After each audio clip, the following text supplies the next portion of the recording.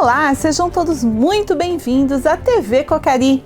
Obrigado pela sua companhia e lembre-se já de compartilhar o nosso programa em suas redes sociais. Confira os destaques do programa de hoje. Conversamos com o presidente da Cocari, Dr. Marcos Antônio Trintinaglia, sobre sua trajetória profissional e sua história marcada pela dedicação à Cocari e ao cooperativismo. No quadro Cocari Responde, trataremos sobre o comportamento do clima para os próximos dias. Fique por dentro das novidades do agro na Agenda Cocari. Conhecer o lado humano de nossos gestores é fundamental. No programa de hoje nós teremos a oportunidade de conhecer um pouco mais sobre o novo presidente da Cocari, não é mesmo, Cláudia?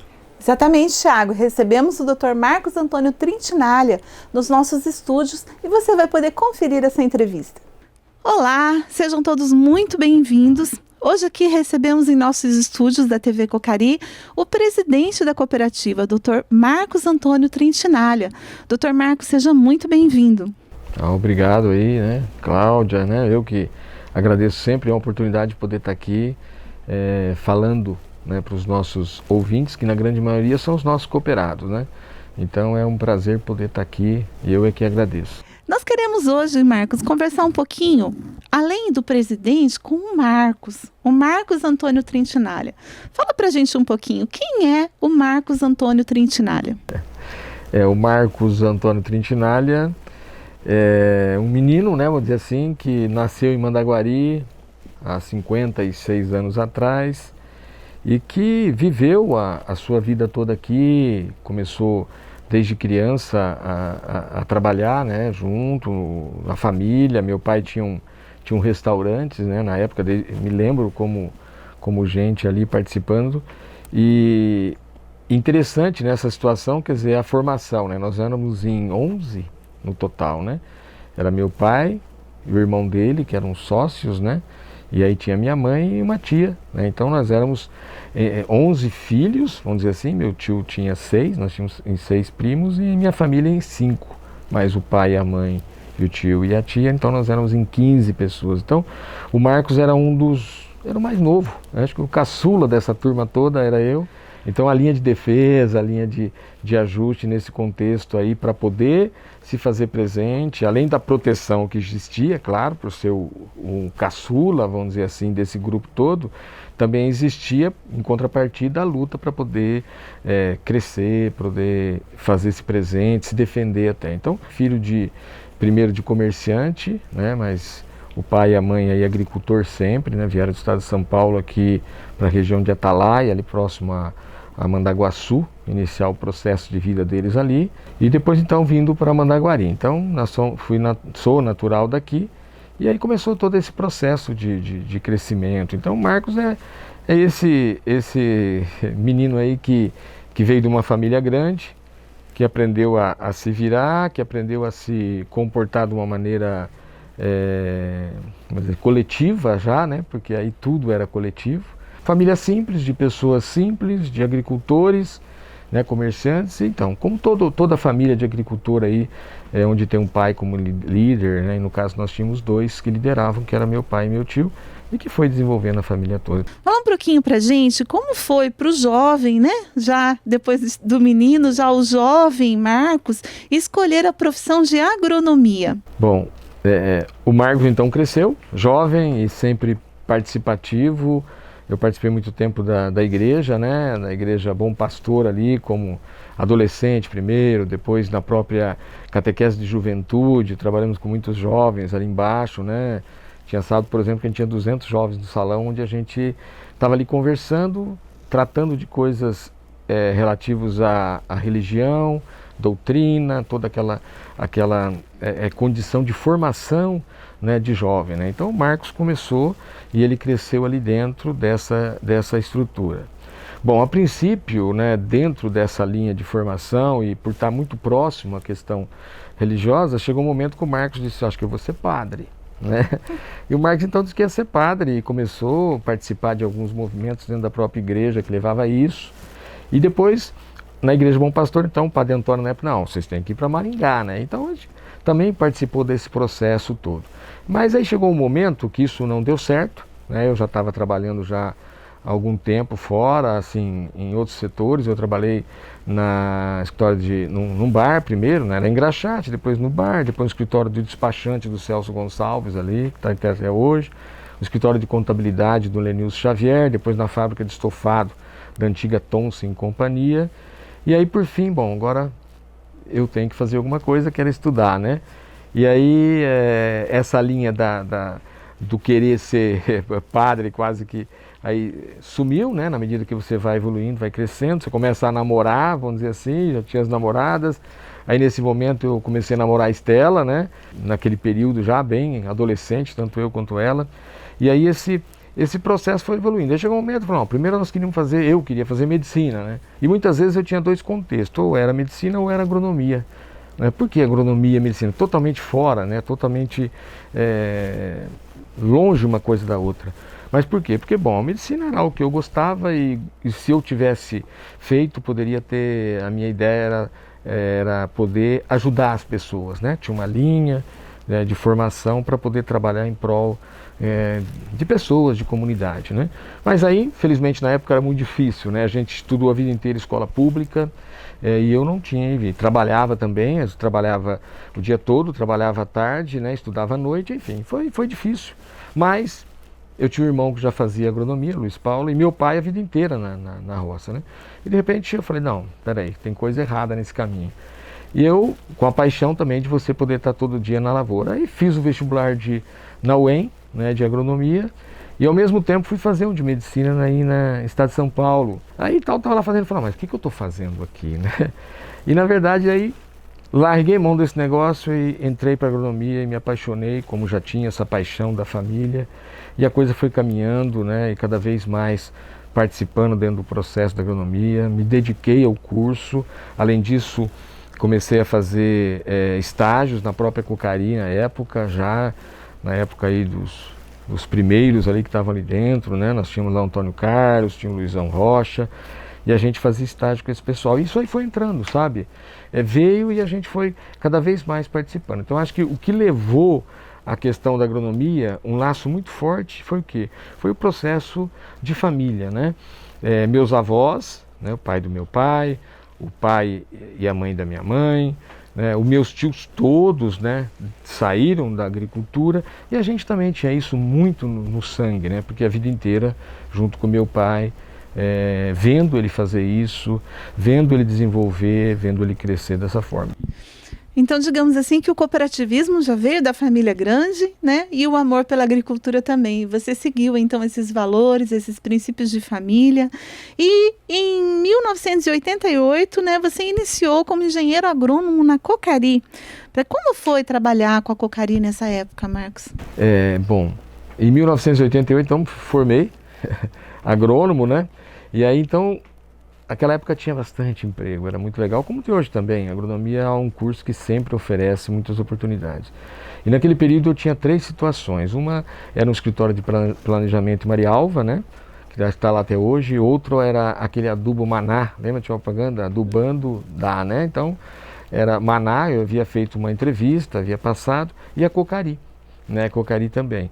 E naquele período, então, o meu pai me chamou, antes de você começar a trabalhar em qualquer um dos aqueles, nós vamos dar um pulo lá em Goiás, né? Cocari já estava lá desde 1984, e para a gente dar uma olhada na situação. E nós fomos lá se informar, olhar a questão da fazenda, né? Vendemos uma propriedade aí e comprou uma propriedade lá.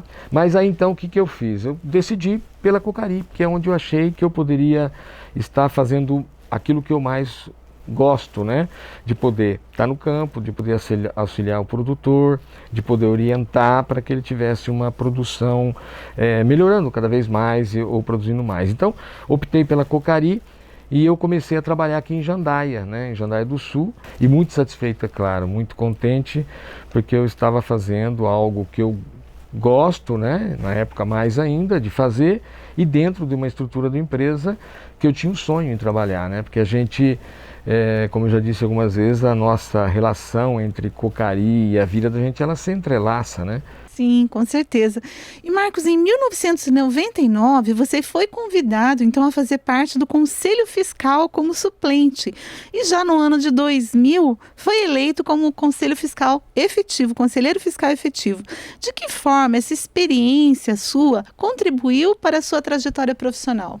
Bom, veja bem, eu trabalhei em Jandaia, depois eu fui trabalhar em Cristalina, né, como agrônomo lá também. Nós tínhamos lá, só para poder contextualizar, né? Eu fui trabalhar como agrônomo lá em cima porque nós tínhamos lá, dentro dos projetos de desenvolvimento cerrado, que é os Prodecer, a produção de sementes, né? E a Cocari vendia muito semente, Mato Grosso, nós tínhamos lá uma estrutura grande de produção de semente naquela época, e a gente foi fazer isso lá. Fiquei lá um período, trabalhei, né, ao mesmo tempo cuidando de algumas coisas das propriedades da família, e depois retornei para o Paraná. Então vim para o Paraná, continuamos aqui plantando, cuidando, a área aqui era grande também, que a gente plantava aqui e lá, e chegou no período em que eu fui convidado pelo Roberto Favoreto, que então estava no Conselho Fiscal, para que eu fosse junto, né, que eu pudesse participar como suplente. Falei, Roberto, mas a situação, né, a gente corre o dia inteiro, tem muita coisa, não está dando tempo. Não, mas é suplente, vamos entrando aí, a gente precisa de pessoas assim para participar, pessoas que possam ajudar, naquela linha, né?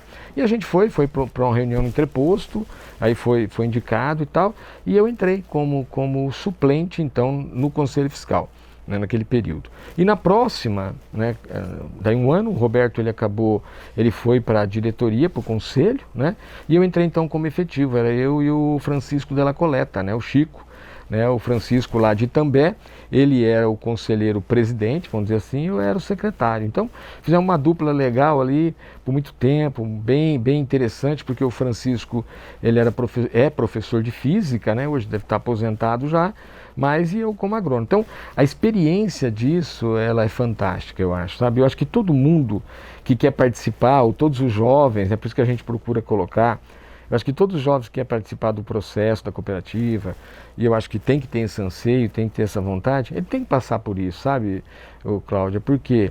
Porque uma vez passando, ele passa a entender como é que funciona, né? E a gente passou a entender, porque assim, em todas as unidades, né, porque às vezes a pessoa fala, nossa, mas o que o Conselho Fiscal faz? Não, nós íamos em todas as unidades, levantava, a gente olhava caixa, a gente olhava aquilo que estava acontecendo no próprio setor de abastecimento, né, no ponto de abastecimento, toda a estrutura de produtos ali dentro, né? Quer dizer, o imobilizado da cooperativa, fazer avaliação, por exemplo, do estoque, né? Saber se tinha, se não tinha. Então, balanço, né? Que a gente foi aprendendo a fazer isso tudo. Então, acho que isso aí ajudou muito na questão da formação. Então, foi importante? Não tem como dizer que não foi. E eu acho que é um caminho legal, né, para que as pessoas possam estar entrando e fazendo parte. E enquanto você exercia, então, essa função de conselheiro, você se aprofundou nos conhecimentos, né, fazendo cursos de mestrado, doutorado, investindo no desenvolvimento pessoal e profissional. De onde você surgiu, então, com essa decisão de fazer esse doutorado, se especializando ainda mais naquilo que te apaixonou lá atrás como jovem, né, como menino? Veja bem, tudo é uma sequência na vida, né? A gente vinha trabalhando, além da questão da cooperativa, eu trabalhava nos meus negócios também, da família, tocando, né, há algum tempo, e de repente, bom, a Estela estava na UEM, né? Está até hoje, mas ela estava na UEM, dando aula, e sabia da minha vontade já no passado de fazer parte da questão da academia, né? A questão do ensino, de participar desse processo, até porque eu tenho, né, essa questão do viés da pesquisa, do viés de você poder estar olhando, e do estudo, né, que eu sou apaixonado e acho que a gente tem que estar sempre tentando se aprimorar. E aí chegou um belo dia e disse, olha, saiu na UEM, tem um mestrado na UEM, e me trouxe, né, ela já estava lá, tinha feito o concurso, né, e estava dando aula no curso de Direito, né, que ela está lá até hoje dando aula no curso de Direito, e ela me trouxe então esse panfleto, dizendo assim, olha, tem aqui um curso, vai sair um mestrado, você sempre quis, dá uma olhada, né, até porque nós estávamos migrando alguma situação de propriedades daqui lá para o Cerrado, então isso acabou, ia diminuir muito essa situação, e aí foi isso que eu fiz, ela me trouxe, eu peguei aquilo, lembrei de alguns professores que eu tinha na UEM, E eu fui para lá conversar, conversei com um, conversei com outro, tinha até um lá chamado Cássio Tormena, né, que é conhecido de muitos aí dentro da Cocari, já esteve com a gente participando. E aí então eu fui com ele e tal, e abriu essas portas, né, Cláudia? Por quê? Porque eu gostava do negócio, gostava de estudar, e aí junto com esse processo todo de conselheiro fiscal, né, e junto com aquilo que eu conduzia na minha vida particular, eu fui levado, né, fui levando essa questão da formação acadêmica em nível de mestrado. Aí fiz o mestrado junto com um outro professor chamado Antônio Carlos. Terminou o mestrado, que é uma pesquisa, ficou muito legal, né, na linha de determinação de umidade do solo, né, e eu comecei esse processo. Então vai estudar, sempre fui um bom aluno, graças a Deus, até muito dedicado. E aí veio bolsa de estudo, a gente foi fazendo esse processo, terminei o mestrado e logo em seguida já entramos no doutorado, né? E foi essa linha que a gente foi desenvolvendo, né, para poder continuar nessa formação agronômica, nessa formação acadêmica, isso aí. E terminei em 2005, né, que eu terminei o meu curso de doutorado. E exatamente em 2005, né, você passou então a atuar como gerente de divisão de sementes e tecnologia, né, na cooperativa. Comenta com a gente um pouquinho sobre esse momento da sua carreira profissional e também da sua relação com a Cocari. Bom, em 2005 então eu estava um pouco antes ali, prestes a terminar o doutorado, o Vilmar já estava por ali, de repente ele me chamou lá para conversar. E aí então o Vilmar disse assim, olha, o que você está terminando o doutorado aí, o que você vai fazer, como é que é? Eu falei, dentro da universidade, o pessoal está me sugerindo um pós-doctor em outra área ali e tal, mas eu preciso definir algumas situações. Você gostaria de vir trabalhar comigo aqui? O que você gostaria de fazer? Eu falei, eu queria ser o presidente, né, da cooperativa e tal. E aí ele me chamou com essa opção e oportunidade de novos negócios, né? E sim, então, o que era o negócio? Olha, você vai poder colocar na prática aquilo que você aprendeu na teoria, ou você vai poder desenvolver na prática aquilo que a teoria lhe sugere. E outra coisa, você deixa de ser conselheiro fiscal, né, que é fiscalizador, para construir, né, porque foi essa linha, né? Você não vem fiscalizar a ponte, mas vamos construir, vamos fazer as coisas acontecer. E aí veio essa questão de novos negócios, né, de desenvolvimento de processo. E naquele período, então, nós estávamos começando, foi um dos primeiros investimentos da Cocari, depois de toda aquela retomada dela, né, aí das dificuldades todas no passado, e era a UBS Faxinal. E aí, então, nós começamos um trabalho junto com o Dr. Francisco Krizanovski, lá em Londrina, para desenvolver esse projeto.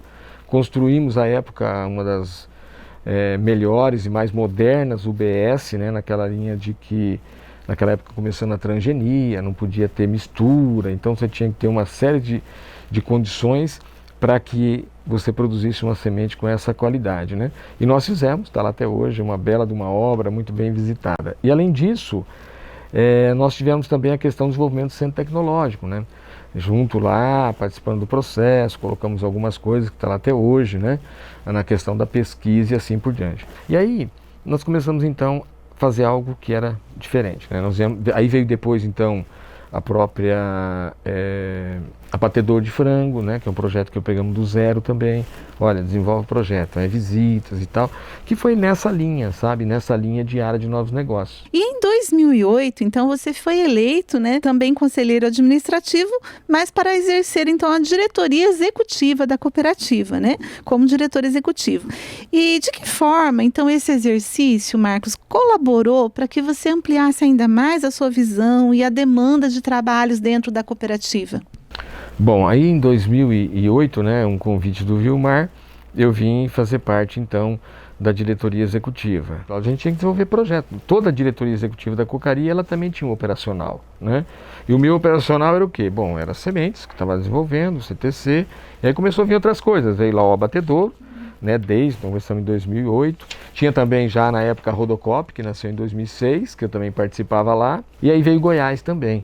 Nós tínhamos 2 unidades, pegamos de volta aqui em 2008 e 2009 começamos um processo. Então, dentro da linha de formação, como você fala, né, como você perguntou, eu acho que tudo isso é um complexo, né? Ele acaba ajudando. Então, por exemplo, as vivências, as dificuldades, né, as ansiedades que às vezes a gente toma para si, as noites sem dormir, às vezes pensando, né, puxa, como é que vai ser, né, o amanhã. Então, tudo isso é um aprendizado na vida da gente que vai ajudando a você aos poucos, amadurecendo, que vai ajudando você aos poucos a tomada de decisão, vai ajudando você aos poucos a entender que tem coisas que vão dar certo, tem outras coisas que não, e que isso faz parte do processo, né? Mas que o mais importante é você trabalhar e formar equipes. Eu acho que essa é a linha, né, que a gente trabalhou. Então, todo aquele aprendizado comercial, então isso aí acaba ajudando, né, você na formação. Os cabelos ficam brancos, a gente vai ficando mais assim, velho, né, nesse sentido, mas faz parte. Eu acho que tudo é um crescimento, e tudo aquilo que acontece, tanto no aspecto profissional dentro da cooperativa, no aspecto pessoal, familiar, né? Eu acho que tudo isso aí ajuda na formação da pessoa. E Marcos, em 2012, então você foi eleito como vice-presidente da cooperativa. Nesse período, quais foram as principais contribuições que a cooperativa trouxe para você como oportunidades de desenvolvimento pessoal e profissional? A Cocari, ela sempre trouxe isso, sabe, para todos os colaboradores. Nós tivemos um período muito longo, vamos dizer assim, de colocar recurso nessa questão de ensino, de educação, de aprimoramento, né? Em todos os aspectos, em todos os níveis dentro da cooperativa. Então, acho que, e claro, vinculado muito à questão da Alcepar via Sescope, proporcionando cursos dentro do país, fora do país, né? Então, tudo isso que a cooperativa fez desde a entrada da gente lá dentro, para poder participar, contribuiu para a gente evoluir, né, profissionalmente. Então a Cocari contribuiu como? Contribuiu me dando condição, né, para que eu pudesse realizar o melhor trabalho lá dentro e que eu pudesse aprender e aprimorar. Então, como é que é? Dessa forma, eu acho que se a gente for colocar aí as inúmeras participações dentro da cooperativa em termos de curso, foi algo muito, muito bom. E também dentro da estrutura, o dia a dia do operacional que a gente fazia, né? Então, contato com as pessoas, envolvimento de negócios, realizando, participando de tudo dentro da empresa, conhecendo aí as coisas que aconteciam no dia a dia, né? E depois dentro do processo da cooperativa com os colaboradores, né? Com os cooperados, participando, nós passamos a fazer então aí nesse período também a questão das pré-assembleias, então você ia à frente também, né, você participava, você informava, você discutia, você escutava o lado de lá também. Então acho que isso aí tudo ajudou, né, Cláudia, a formação aí para que a gente pudesse fazer o melhor, ou pelo menos se dar o melhor, né? Porque às vezes a gente podia fazer até mais, ou podia fazer de outra forma, mas eu acho que a gente contribuiu nesse sentido aí. E a cooperativa também contribuiu e contribui para a formação da gente. Ouvindo você agora, me veio uma frase, né, que diz assim, do Rumi. Ele fala assim: caminha e o caminho se abrirá. Então, acho que foi mais ou menos isso que aconteceu, né? Você foi caminhando, as coisas foram aparecendo, se abrindo, oportunidades foram surgindo e você foi abraçando elas e contribuindo com a cooperativa e a cooperativa contribuindo com você, todo mundo trabalhando em cooperação, para que hoje você pudesse estar aqui representando todos os associados da cooperativa como presidente da cooperativa. Eu acho que é bem isso, né? Por exemplo, uma porta vai abrir na outra, né? Por exemplo, eu tinha transporte, tinha caminhão de transporte, nós abrimos uma rodocop e a gente desenvolveu aquela cooperativa juntos ali, é claro, com todo mundo, né? Onde no princípio toda a diretoria da Cocari hoje só tem eu lá dentro da Cocari, né? Então é uma intercooperação legal, que é um case fantástico para ser mostrado, né? Então isso abriu porta. Dentro da estrutura da produção de semente, me abriu porta na Pazem, né? A gente foi lá um período presidente da Pazem, participamos do processo, que é a Associação Paranaense Produtor de Sementes e Produção de Sementes e Mudas, né? Onde a Cocari está lá até hoje e participa como uma das integrantes. Então, isso aí vai abrindo as portas para você poder estar no meio, né? Para você estar junto e participando. Então, se eu pegar no transporte, para abrir onde? Hoje a gente faz parte da FECOPAR, né? No transporte ali, né? Que é a Federação das Cooperativas do Paraná de Transporte, né? Dentro da própria Alcepar, foi abrindo as portas. Hoje nós somos conselheiro fiscal do Sescope, hoje nós estamos na diretoria do Sescope. Então tudo isso aí, ele vai ajudando, vai abrindo portas. Existe a forma, existe o momento, né? Existe a vontade do outro lado, né? Quer dizer, porque não adianta nada ter a oportunidade, ter o momento, mas se não existir a vontade de fazer, também a coisa não realiza. Então eu acho que isso é para qualquer um, né? Eu acho que não tem Não tem nada específico, não tem nada que seja diferente. E assim é o que a gente diz hoje dentro da própria cooperativa, que continua. Continuam as oportunidades, né? Nós precisamos de mais gerentes, precisamos de mais líderes dentro do processo para poder fazer as coisas caminhar e crescer cada vez mais, né? O grande legado que algum líder pode deixar é deixar alguém no lugar que conheça e que saiba tocar, né? Esse é o princípio, né?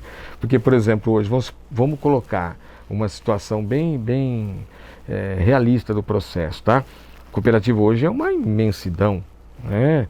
Como diz no discurso lá da nossa AGO.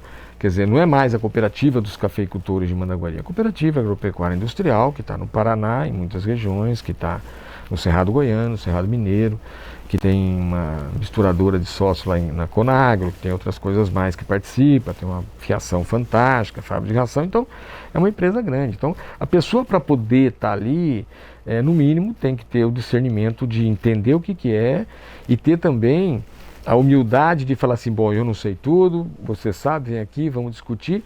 Então esse é o processo. Eu acho que a gente tem que ter alguém, né, eu acho que o grande líder é esse, ter alguém que possa continuar e fazendo as coisas da melhor forma possível.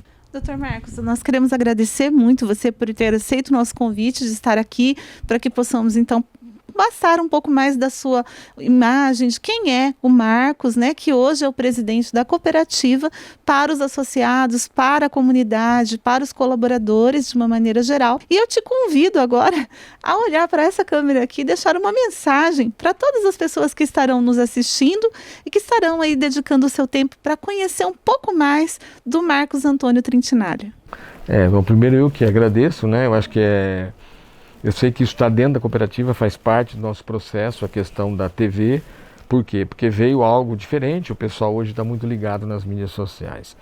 O que eu deixo é o seguinte, né? A gente está aí para trabalhar, né, da melhor forma possível, buscar fazer o melhor sempre, né, para a cooperativa, para o associado, para o colaborador, né, mantendo aquilo que é o correto em relação aos clientes, né, a nossa forma de trabalho. Então, dizer assim para vocês, olha, estamos aí à disposição. Continue acreditando na Cocari, continue participando, nós temos outros projetos novos agora, né? Estamos entrando aí na linha agora com a piscicultura, que é um processo que a gente vai ter que trabalhar bastante nele, desenvolver ele, né? Uma parceria muito forte primeiro com a Prefeitura de Alvorada do Sul, junto com a Cooperativa Central Aurora Alimentos e os nossos associados, enfim, aqueles que vão participar. Então, nós temos diversas coisas para fazer, temos muito para construir juntos, né? Dessa maneira, do jeito que a gente sabe fazer, né? Ouvindo vocês, eu acho que isso aí, trazendo isso para o dia a dia, né? Para os nossos associados, associadas, esposas de associados, a gente quer muito ouvir. A gente quer muito entender quais são os anseios, né? Mas nós vamos estar fazendo aquilo que dá para nós fazer da melhor forma possível, com toda a linha de ética, com toda a linha da moral, com toda a linha do respeito a quem é dono dela, né? Então, primeiro é o nosso associado, que é quem está ali.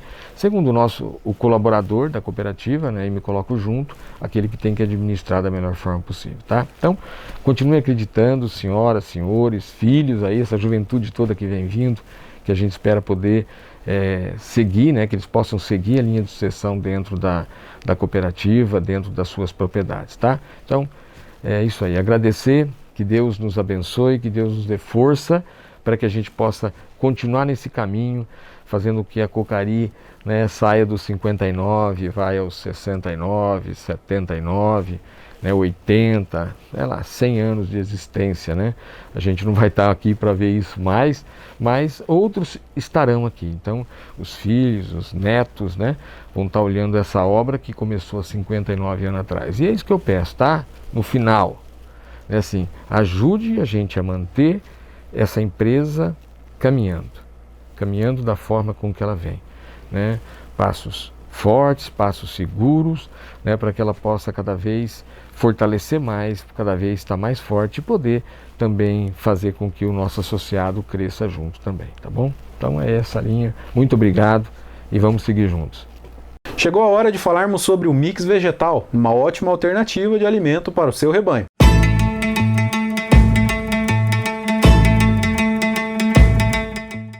O mix vegetal Cocari é o alimento ideal para o seu rebanho. Com base em produtos naturais, o mix pode ser utilizado no ganho e mantença de peso de bovinos, trazendo economia e ótimos resultados. Confira o depoimento de quem usa o mix na propriedade e já pode comprovar ótimos rendimentos.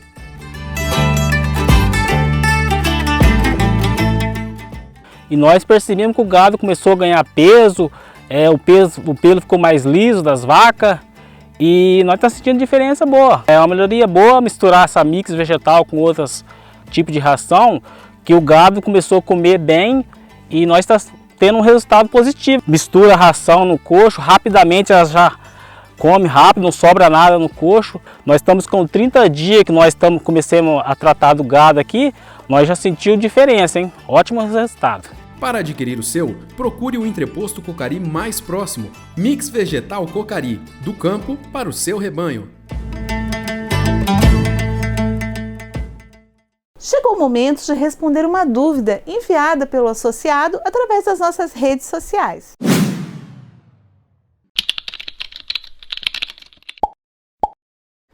O cooperado Luiz Claudecir Lange, de Lunardelli, perguntou: haverá chuva por esses dias para a cultura do milho que está estragando? Olá!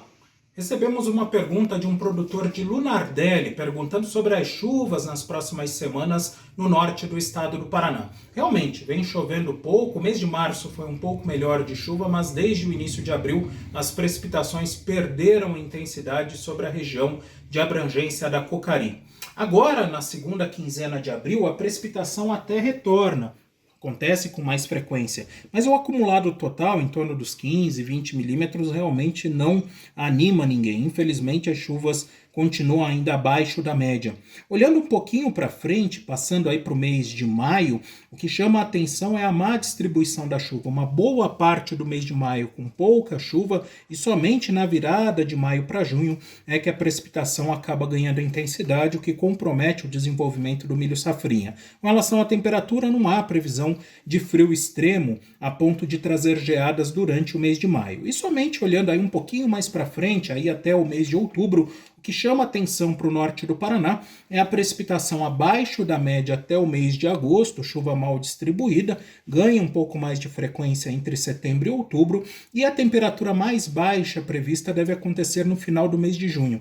Vale salientar, não deve ser aí um outono, inverno de temperaturas muito baixas, até há uma expectativa de temperaturas acima da média, tanto agora no outono, também, assim como também durante o inverno. E se você tem alguma dúvida sobre as questões climáticas, questões do tempo para a região de abrangência da Cocari, é só pedir aí, mandar aí o recado para a TV Cocari que a gente responde. Até a próxima.